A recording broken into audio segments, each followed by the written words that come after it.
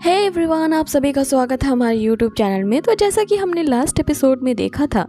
कि दाइचिन किंगडम का जो एम्परर होता है वो भी परेशान था क्योंकि उसके बेटे प्रिंस की जो शक्तियां होती हैं वो अब नेक्स्ट लेवल पे ब्रेक थ्रू नहीं हो पा रही थी। वो अपने फाउंडेशन बिल्डिंग के ही स्टेज पे अटका हुआ होता है। इसीलिए एम्परर के आज्ञा अनुसार प्रिंस को अब उसी सेक्ट में जाना होता है जिसका नाम घोस्ट किंग सेक्ट होता है। अब आगे एपिसोड शुरू होता है और हमें घोस्ट किंग का लीडर दिखाया जाता है जिसके सामने प्रिंस सर झुकाए खड़ा होता है और यहाँ वो लीडर उससे कह रहा होता है कि अब हमारे एम्परर को यह अकल आ गई कि अपने बेटे को उसने हमारे पास भेजा है। यहाँ वो उसकी बेइज्जती करने लगता है ये कहते हुए कि अगर तुम मेरे डिसिपल बनना चाहते हो तो तुम्हारे खड़े रहने से काम नहीं होगा, तुम्हें अपने घुटनों के समेत यहाँ पे नील डाउन होना होगा। जिस पे प्रिंस के साथ आया जनरल उनसे कहने लगता है कि हमारे प्रिंस राजकीय घराने से हैं, इसलिए आम डिसिपल की तरह ये नील डाउन नहीं करेंगे और तुम लोगों की इतनी औकात नहीं है कि तुम हमारे नोबल प्रिंस की इस तरह से बेइज्जती करो। जिस पे वहीं पे खड़ा एक एल्डर यहाँ जनरल से कहने लगता है कि अगर तुम्हारा प्रिंस यहाँ नील डाउन करने में असमझ हो रहा है तो फिर वो हमारी इस घोस्ट किंग सेक्ट का डिसिपल बनने के लायक ही नहीं है। अब इसी बात पे इन दोनों के बीच यहाँ बहस छिड़ जाती है जिस पे प्रिंस को ना चाहते हुए भी वहाँ पे नील डाउन करने के लिए वो जैसे ही झुकने वाला होता है, एक सर्वेंट वहाँ पे आता है जो कि सेक्ट के लीडर को ये सूचना देता है कि हमारे ही सेक्ट के एक एल्डर वोंग लाइला को जो कुछ 7 दिनों से लापता थी अपने कुछ डिसिपल्स के साथ उसे ढूंढने के लिए गए थे, लेकिन अब काफी दिन गुजर चुके हैं और वो अब तक लौटे नहीं हैं। मैंने उनके सोल कार्ड्स चेक किए हैं जो कि सारे के सारे उनके सोल कार्ड्स टूट गए हैं, जो कि ये बता रहे हैं कि वे सभी मारे गए हैं। अब ये सुनते ही जो सेक्ट का लीडर होता है वो उस सर्वेंट को वहीं पे मार डालता है और यहाँ अपने सबऑर्डिनेट को ये ऑर्डर देता है कि वोंग लाइला का जो मैटर था इसके लिए कौन रिस्पॉन्सिबल है। यहाँ पे वो दूसरा एल्डर झुक जाता है और अपनी गलती के लिए लीडर से माफी मांगने लगता है, जिस पे सेक्ट मास्टर ये कहते हुए कि मैं 3 दिनों का तुम्हें अवसर देता हूँ, इन 3 दिनों में तुम्हें इस मैटर को सेटल डाउन करना है वरना तुम्हारी भी स्थिति उसी सर्वेंट की तरह होगी। आगे वो सेक्ट की जिम्मेदारी उसी एल्डर को सौंपते हुए वहाँ से ये कहते हुए चले जाते हैं कि मुझे युआंग यिंग पे अटैक करना है और उसे वापस से जीतना है, इसीलिए इस दौरान मुझे कोई भी डिस्टर्ब ना करे। अब ये युआंग यिंग पे अटैक करने की बात और उसे वापस से जीतना है, ये हमें आगे के एपिसोड्स में पता चलेगा कि क्या मामला है। खैर अब हम आगे बढ़ते हैं। यहाँ हमें सेक्ट लीडर को टेलीपोर्टेशन के जरिए वहाँ से जाता हुआ दिखाया जाता है। अब आगे यहाँ सीन चेंज होता है जहाँ हम जियांग को देखते हैं जो अपने सोने के बिस्तर पे आराम से लेटा हुआ था कि तभी उसकी सिस्टम अपेयर होती है जो याद दिलाती है कि उसने एक नए डिसिपल को डिटेक्ट किया है, तो जल्द से जल्द घोस्ट को उसे अपने सेक्ट में एंट्री देनी होगी और किसी भी तरह से उसे अपना डिसिपल बनाना होगा। लेकिन यहाँ पे जो जियांग होता है वो आलस से भरा हुआ होता है। वो अपने सिस्टम को ये जवाब देता है कि मैं कल से ढूंढ रहा हूँ उसी डिसिपल को, लेकिन मुझे कोई भी नहीं दिखा, इसीलिए अब इतनी जल्दी भी करने की क्या जरूरत है, वो जब मेरे पास आएगा तब मैं सोचूंगा। और वो ऐसा कहते हुए फिर से सो जाता है। इसी दौरान हम उसके बेचारे 2 डिसिपल्स को देखते हैं जो कि उसी लकड़ी की शाखा से अपनी शॉट प्रैक्टिस कर रहे होते हैं, जिनका मास्टर घोड़ी बेच के सो रहा होता है और ये दोनों बेचारे जी तोड़ मेहनत कर रहे होते हैं और अपने नेक्स्ट लेवल पे ब्रेक थ्रू करने की पूरी कोशिश कर रहे होते उसी लकड़ी के स्टिक को तलवार मानते हुए।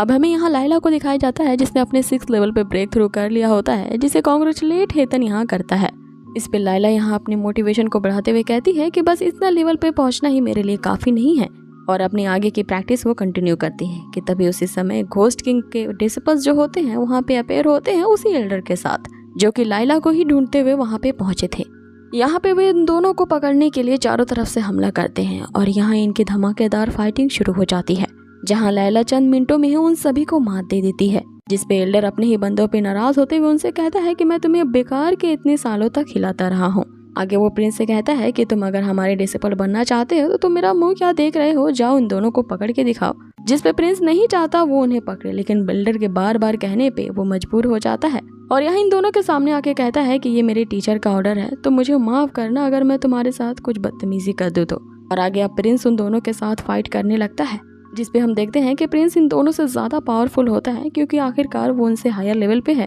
और यहाँ पे हेतन के साथ लाइला भी प्रिंस का सामना नहीं कर पाते और वो गिर जाते हैं। इधर दूसरी तरफ हमें जियांग को दिखाया जाता है जिस पे बार बार सिस्टम उसके अपेयर होकर के यही बात कह रही होती है कि उसने एक नए डिसिपल को डिटेक्ट किया है, तो जल्द से जल्द उसे अपने इमॉर्टल सेक्ट में एंट्री देनी होगी। और वो किसी अलार्म की तरह बार बार इस बात को दोहरा रही होती है जिससे जियांग की यहाँ नींद खुल जाती है, जिस पे जियांग उसे कहता है कि एक ही बात को बार बार बताने की क्या जरूरत है। तो सिस्टम उसके बताती है कि जो इम्पोर्टेंट बात रहती है वो उसे 3 बार कहती है और अगर होस्ट इस बात को नहीं सुनता तो वो फिर से रिपीट करती है। 3 के बदले वो 6 बार कहेगी और फिर से नहीं सुनता वो फिर 12 बार कहेगी। यहाँ वो अपनी सिस्टम को शांत होने को कहता है और बाहर निकलता है। बाहर का नज़ारा देखते हैं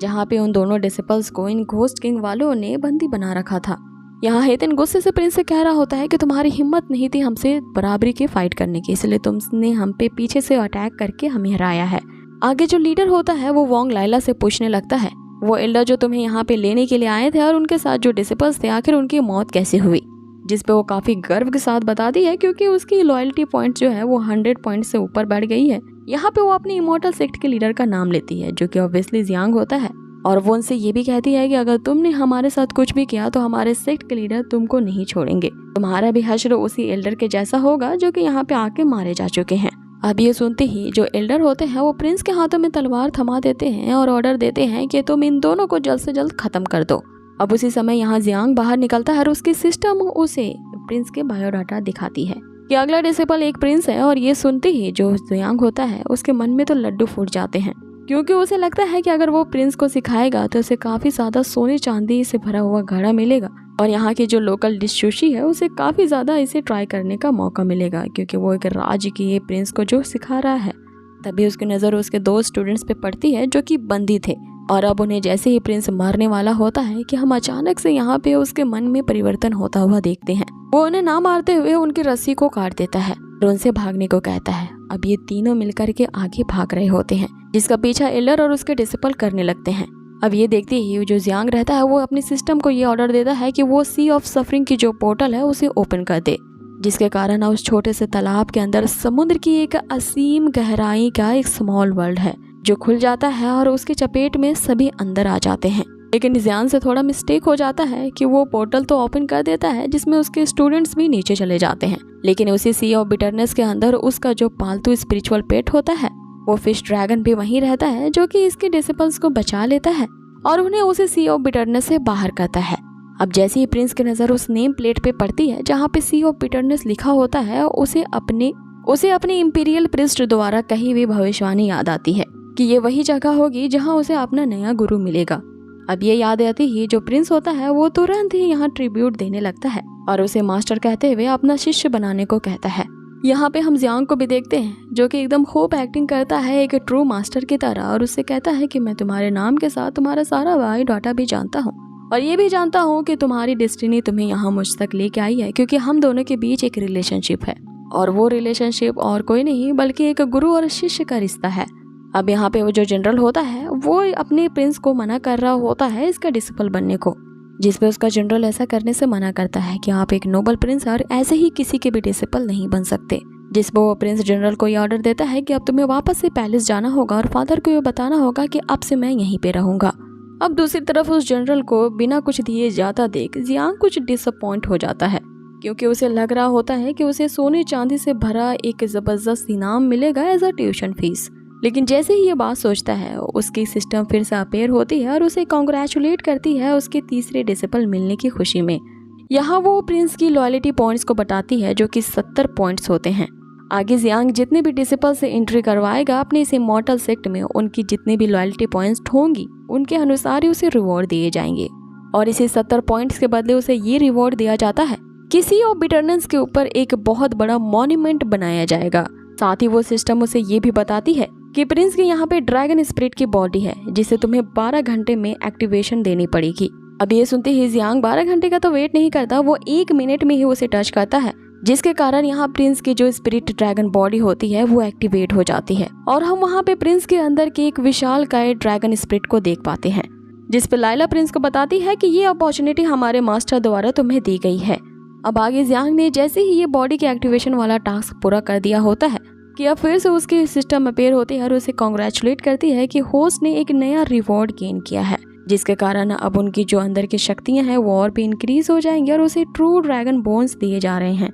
अब ट्रू ड्रैगन बोन्स सुनते ही जो जियांग होता है वो काफ़ी ज़्यादा एक्साइटेड हो जाता है कि फाइनली उसके सिस्टम ने कुछ अच्छा खासा उसे रिवॉर्ड जो दिया है और खुशी के मारे वो मन ही मन फूले नहीं संभाला होता है कि तभी वो सिस्टम उसे बताती है ये जो ड्रैगन बोन्स है उसका यूज वही कर सकता है जिसकी रियल ड्रैगन स्पिरिट की बॉडी होगी, मतलब कि ये फिर से उसी के डिसिपल के द्वारा ही यूज किया जाएगा जो कि प्रिंस होगा क्योंकि अभी हमें अब तक यहाँ पे नहीं पता है कि जियांग की स्पिरिट बॉडी क्या है। और यहाँ पे वो तो फॉल्स का मास्टर बने बैठा है, जहाँ पे उसकी शक्तियाँ उसके सारे स्टूडेंट से काफी लो लेवल पे हैं। अब यहाँ जियांग ये कहते हुए निराशा से भर जाता है कि मैं जानता हूँ मेरे साथ मेरी सिस्टम कुछ ऐसा ही करेगी। इसके साथ ही ये एपिसोड यहीं खत्म किया जाता है। सो गाइज, आप लोगों को ये आज का एपिसोड कैसा लगा मुझे कमेंट बॉक्स में ज़रूर बताएं। और अगर आपको ये एपिसोड पसंद आया है तो ज़रूर से मेरे इस चैनल को ज़रूर लाइक कर दें। बहुत ही जल्द मिलूंगी इसके नेक्स्ट अमेजिंग एपिसोड पे। Till then take care, stay healthy, bye.